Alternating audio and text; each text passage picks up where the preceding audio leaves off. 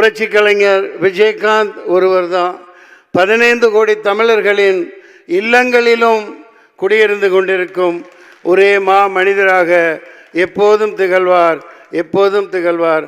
அன்னாரின் ஆன்மா சாந்தி அடைய நான் வல்ல இறைவனை பிரார்த்திக்கிறேன். நாங்கள் 4-5 வருஷம் முன்னாடியே நான்லாம் செத்து போயிட்டோம். எப்போ அண்ணன் கேப்டன் உடல்நிலை மிகவும் மோசமாகி அது என்ன ட்ரீட்மெண்ட்டு என்ன ஏதும் எங்களுக்கு சொல்லப்படலை. அதில் பல மன வருத்தங்கள் இருக்குது. அது இங்கே பேசுகிறதுக்கு உண்டு, பயன் இல்லை. இப்போ கேப்டன்லாம் நடிகர் சங்கம்னா ஒரு இராணுவ பலத்தோடு இருந்துச்சு, இராணுவ பலத்தோடு இருந்துச்சு. சாதாரணமாக இருந்தார். நல்ல ஆட்சியாளர்கள்லாம் பயந்தாங்க. இல்லாட்டி ஒரு ராமேஸ்வர போராட்டம் ட்ரெயின் ஃபுல்லாக ரொப்பிக்கிட்டு அங்கே போய் நடத்தி காமிச்சிருக்க முடியாது. நெய்வேலி போராட்டம் இங்கே குறிப்பிட்டாங்க பேசினவங்க.